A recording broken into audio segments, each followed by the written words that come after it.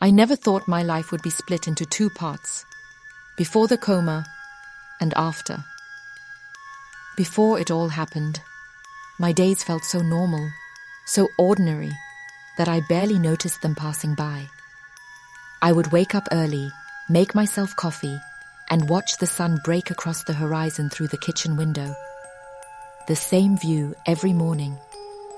I used to think that little routine meant stability, comfort, safety. I didn't know then how fragile all of it really was. People who knew me would probably tell you I was the girl who smiled too much, who always waved to her neighbors, who carried an invisible bag of hope even on days when the world felt heavy. I wasn't perfect, but I tried to be good, to be kind, to make life softer for the people around me. And for the longest time, I thought my husband was part of that picture of safety. I thought we were a team, building something real together. Looking back now, I see the cracks, the little things that didn't fit, the words that felt sharp even when he tried to say them softly, the moments when I felt invisible in my own marriage. But back then, I brushed them aside. I told myself every couple had struggles, that he was just tired, just stressed, just human.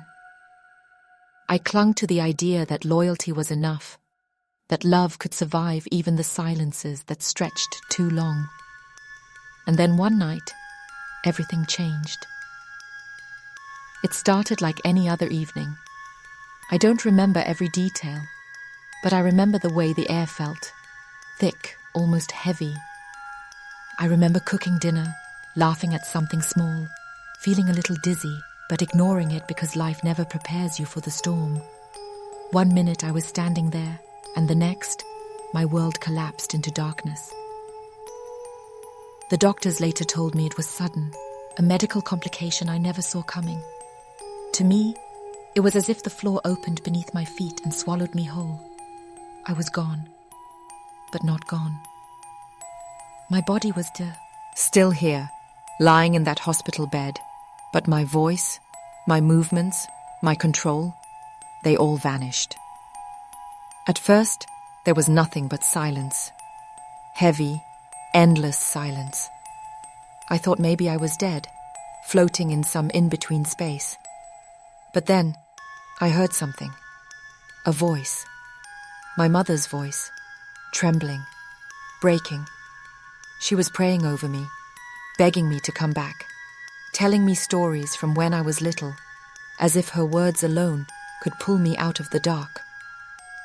And for the first time, I realized I was still here, trapped, but alive. Days passed, though I had no way of marking them, except by the changes in the voices around me. Friends came, their tears soaking into the quiet air. My sister would hold my hand and talk about life outside, describing the weather, the little things, anything to keep me connected. And I listened. I listened to every word, storing them like pieces of a puzzle that reminded me I was still human. But then, there was his voice, my husband, the man I trusted above anyone else. At first, he spoke like everyone expected him to. Soft, careful words meant for show. He told me he loved me, that he was waiting for me, that he needed me to fight. But when the others left, when it was just the two of us in that sterile room, the tone shifted. His voice lowered, rougher, colder. And what he whispered next chilled me in a way the coma never could. He said he was tired. Tired of pretending.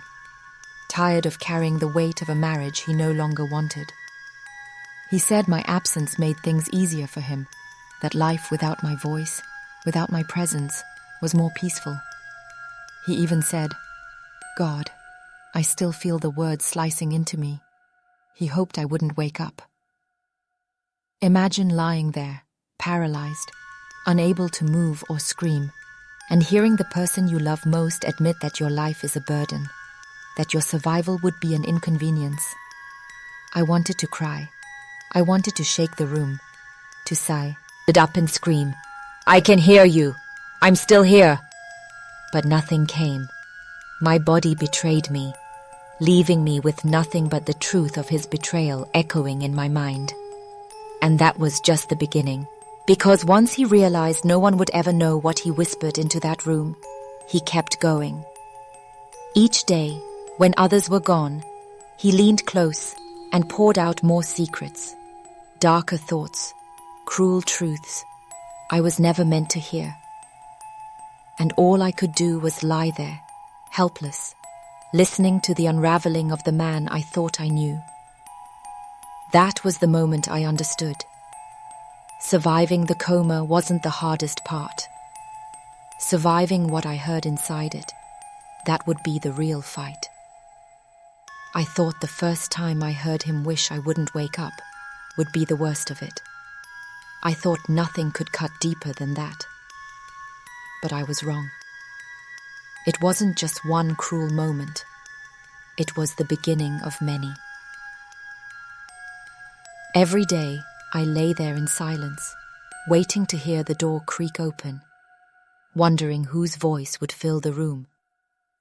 Sometimes it was my sister, who would chatter about silly things, her voice full of life. She would talk about the neighbors, about work, about the way the flowers were finally blooming outside. She believed I could hear her, and maybe that's what kept her talking, filling the air so I didn't feel alone. Those were the moments that gave me hope. But hope never lasted long, because sooner or later, he would come. My husband, the man who had once promised me forever. At first, I tried to convince myself that maybe I misheard him, that maybe the way his words cut was just me twisting them in the silence of my mind.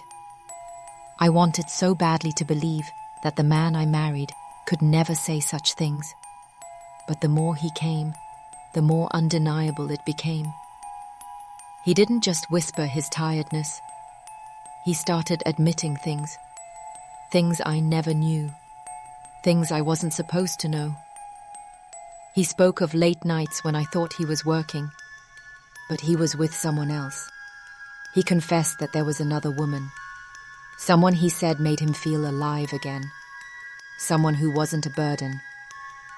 And he said it all with my motionless body lying right there. Every word was like a blade dragging across my chest. I couldn't stop it. I couldn't fight it. I could only lie there, listening, drowning in truths that stripped away the life I thought I had. My marriage, the thing I had poured my love and loyalty into, was crumbling right in front of me, and I couldn't even close my ears. But it wasn't just betrayal. It was the way he spoke about me. Not like I was his wife, not like I was even human anymore. He talked about me as though I was already gone, as though the person I had been was nothing but a shadow taking up space. He complained about how expensive it was to keep me alive. He called me dead weight. Dead weight. Do you know what it feels like to hear the person you love reduce your existence to a burden while you're fighting to survive? And yet, there was nothing I could do. I couldn't scream. I couldn't open my eyes and make him face the reality that I was still here. So I stored his words like poison inside me, waiting, wondering how much more I could endure before I broke. The worst part was the way he smiled when others were around. To my family, he was the grieving husband, the loyal man who never left my side. They admired him. They trusted him. They saw devotion where there was only disgust. And I couldn't warn them. I couldn't tell them that everything they believed about him was a lie. And each day, the lies grew heavier. Sometimes, he would lean so close I could feel his breath against my skin, and he would say things I knew were meant only for me. Things like, You'll never come back. And if you do, you'll wish you hadn't. The way he said it, it wasn't just cold. It was threatening. And for the first time, I realized this wasn't just betrayal. This was danger. What if I woke up? What if I opened my eyes and told the truth? Would he let me? Or would he make sure I never speak? Okay, a word of what I had heard. The thought terrified me. The man who once held my hand through storms, who once whispered promises of forever, was now the man I feared most. And I couldn't escape him. I couldn't run. My own body had become my prison, and he was free to walk in and out of it as he pleased. But even in that prison, something inside me began to shift. His words didn't just break me. They lit something in me, a spark I didn't know I had. Every cruel confession, every betrayal, every whispered threat, it all piled up until I knew one thing for certain. If I ever found a way to fight back, I would. I don't know where that strength came from. Maybe from the prayers of my mother. Maybe from the laughter of my sister. Maybe from the part of me that refused to let him win. But I felt it growing, burning, refusing to be smothered by his whispers. Still, the question haunted me.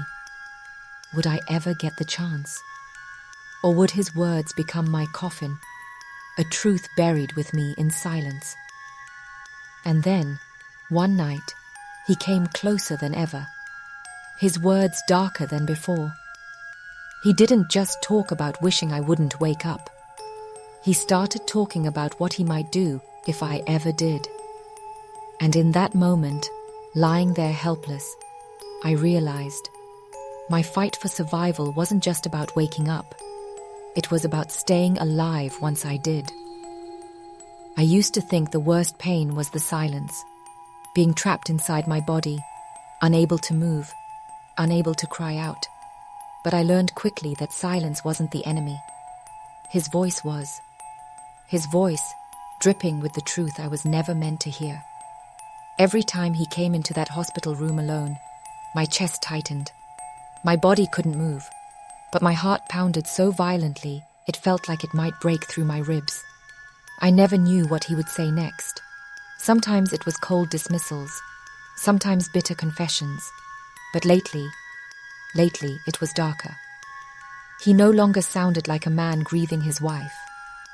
He sounded like a man planning for a future where I no longer existed. One night, I remember the air in the room felt heavier than usual. The nurse had left. The hallway outside had gone quiet. I heard his footsteps before I heard his voice. Slow, steady, deliberate. And then he sat down, leaned close and whispered, "If you wake up, it'll ruin everything." The way he said it, so calm, so certain, made my blood run cold. He spoke as if my survival wasn't just unwanted, but dangerous to him. He talked about how my return would unravel his lies, expose the other woman, destroy the life he was already building behind closed doors. And then he said something I'll never forget. Maybe it would be easier for everyone if you just stayed gone. Those words weren't careless. They were sharp, intentional, like a knife pressed against my throat. And though my body was still, my mind was screaming because I understood. This wasn't just betrayal anymore. It was a threat. I thought of my family, of my mother's voice trembling with hope every time she prayed over me. I thought of my sister's laughter, her desperate attempts to keep me tethered to life. They all believed he was my anchor. They had no idea he was the one trying to pull me under. And I couldn't tell them. That night, as his whispers sank deeper into me, I realized I had two battles to fight. One was the battle inside my body, to claw my way back into control, to open my eyes, to prove I was still here. The other was against the man who shared my last name, The man who wore the mask of a loving husband in public, but revealed his true face only in the shadows of my coma. The days blurred after that, but his words became sharper. He began to speak openly about the other woman, about the freedom he felt in my absence. He laughed, actually laughed, about how people pitied him, how they praised him for being so strong. He enjoyed the attention, the sympathy, the way everyone saw him as the perfect husband when he was anything but. And then came the confession. On that nearly broke me completely. He leaned in close one afternoon, his breath hot against my ear, and said, "I've thought about what I'd do if you woke up. You'd never make it out of here alive." I felt my heart slam against my chest, the monitor beside me quickening its beeps as if it knew what I was hearing. He chuckled under his breath, then patted my hand like a prop in his twisted play. To anyone else, it would have looked like love. To me, it was terror. That was the turning point.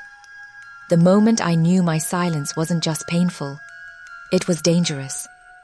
My very survival depended on breaking free from the prison of my body. Because if I didn't, his whispers might not stay whispers. They could become actions. And so, somewhere deep inside me, I began to fight harder. I can't explain it. There was no magic moment, no sudden jolt, but something shifted. I focused on every sound, every prayer, every laugh, every cruel word. I used them like fuel, reminding myself that I had to wake up, that I had to show the world the truth. But waking up meant facing him. Waking up meant exposing his lies. And I had no idea what he would do when that moment finally came. The longer I stayed in that bed, the clearer it became. This wasn't just about a marriage that had shattered. This was about survival, about justice, about showing the world that silence doesn't mean absence, that stillness doesn't mean death. And then, one night, lying in the darkness, I felt something strange. A flicker, the faintest twitch in my finger. My first sign of life. My first rebellion against the prison he thought would hold me forever. And for the first time, I believed I might just make it back. But the question that haunted me, the question that burned like fire in my chest, was this.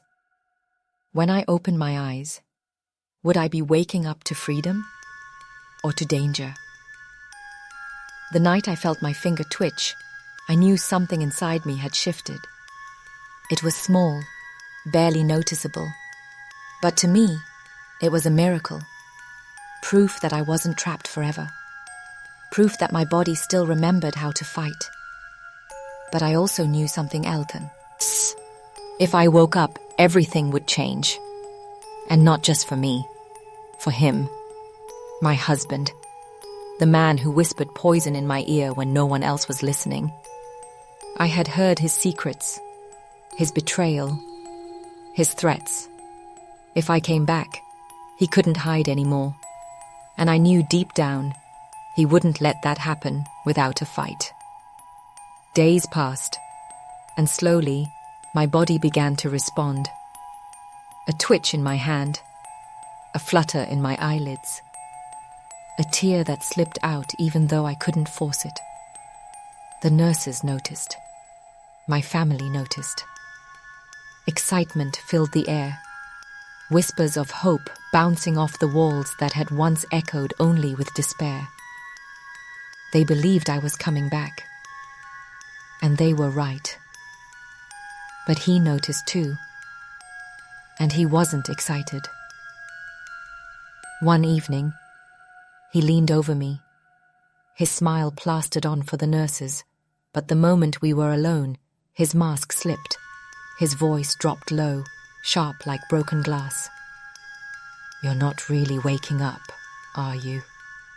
Because if you do..." He didn't finish the sentence, but the way his hand lingered on my arm, made me feel like he didn't need to. I knew what he meant. I wanted to scream, to thrash, to prove to him I was stronger than he ever believed.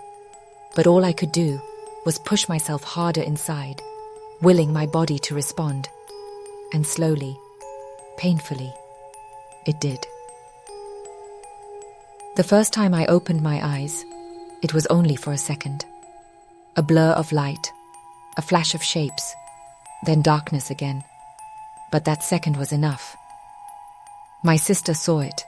She cried out, calling for the nurses, her voice shaking with joy. "She's waking up!" Hope flooded the room. Everyone celebrated. Everyone except him. His hand tightened around mine, not with love, but with warning. Beneath the surface of the celebration, he leaned in and whispered, "Careful, Alec. Careful what you come back to." It terrified me, but it also fueled me. If he wanted me silent, then waking up was the loudest thing I could do. The days that followed were a law of effort. Each time I forced my eyes open, I stayed awake a little longer. Each time I tried to move, my body responded just a bit more.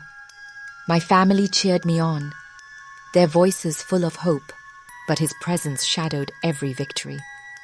He pretended to be proud, to be devoted, but I saw the way his jaw clenched, the way his eyes darkened with every sign of progress I made.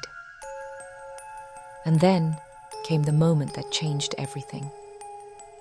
I remember it so clearly. The smell of disinfectant, the hum of machines, the soft glow of evening light through the blinds. My mother was there, holding my hand, tears streaming down her face as she whispered prayers of gratitude. My sister was on the other side, her laughter mixing with sobs of joy. They were both so focused on me, on my small, miraculous movements, that they didn't notice him. But I did. He stood in the corner, silent, watching. His eyes weren't full of love or relief. They were calculating, cold. And then, when no one else was looking, he mouthed the words I'll never forget. "You should have stayed asleep." The room spun. My heart pounded so violently I thought it might stop. My mother kissed my forehead. My sister squeezed my hand, and I knew I couldn't tell them. Not yet. They wouldn't believe me. Not against him, the man they saw as a hero, the devoted husband who had never left my side. But I knew the truth. I knew the danger wasn't over. It was only beginning. That night, after everyone left, he stayed behind. The door clicked shut, and suddenly, it was just the two of us.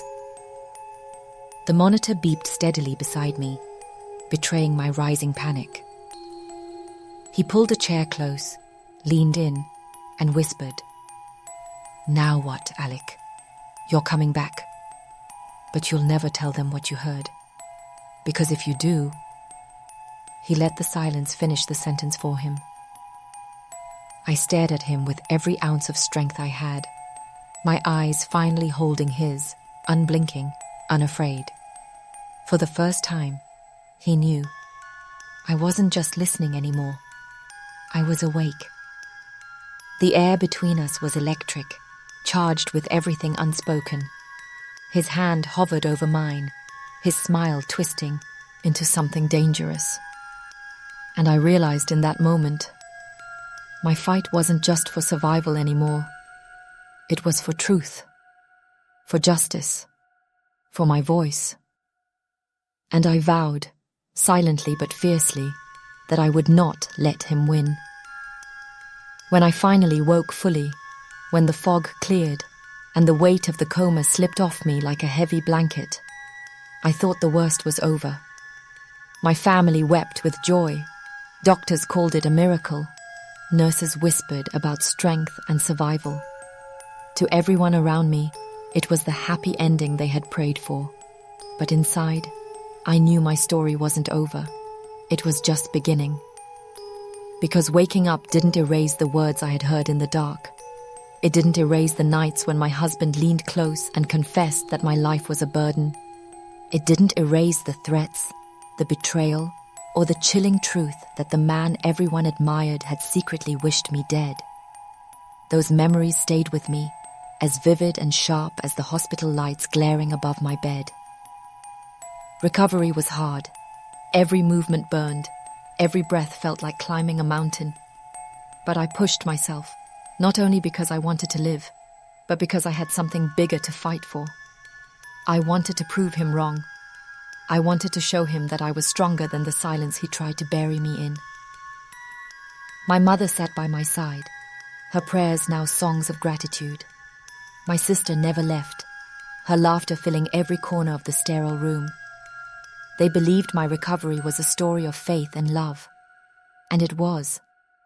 But it was also a story of betrayal they didn't yet know. A story I carried inside me, heavy and suffocating. He still came, of course.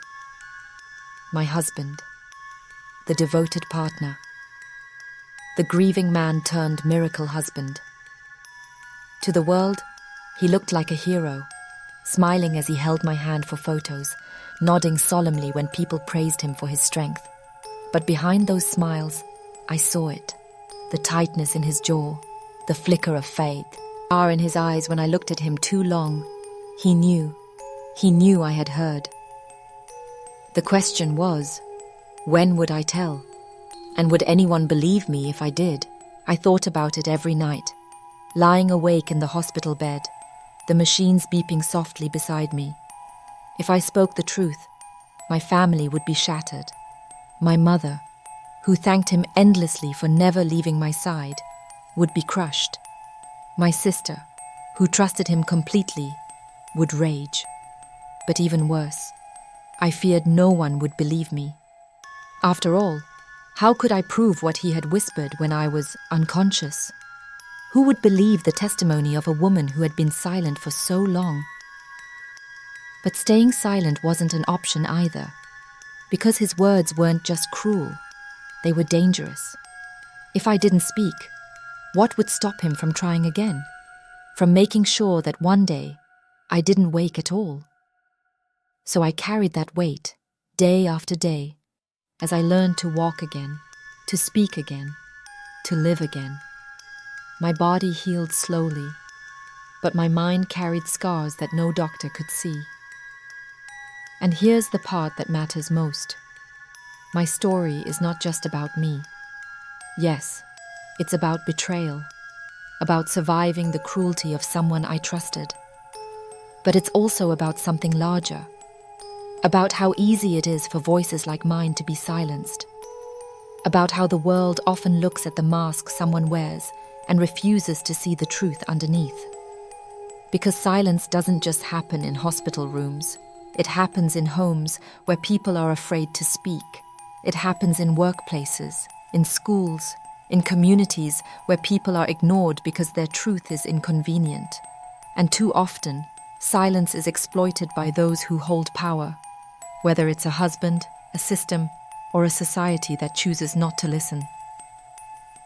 I survived my coma, but more than that, I survived the weight of silence. And now I speak, not just for me, but for anyone who has ever been trapped, unheard, or dismissed. So here's the question I carry with me, the one I leave with you. How many more people will suffer in silence before we finally start listening? Because sometimes the whispers we ignore are the ones that reveal the truth we most need to hear.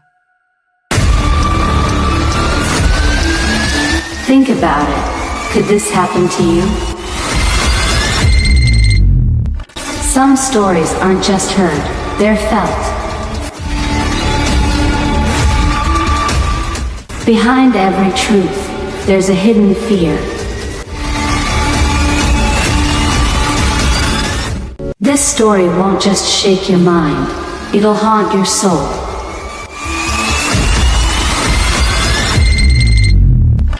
Who could imagine the truth would be this terrifying?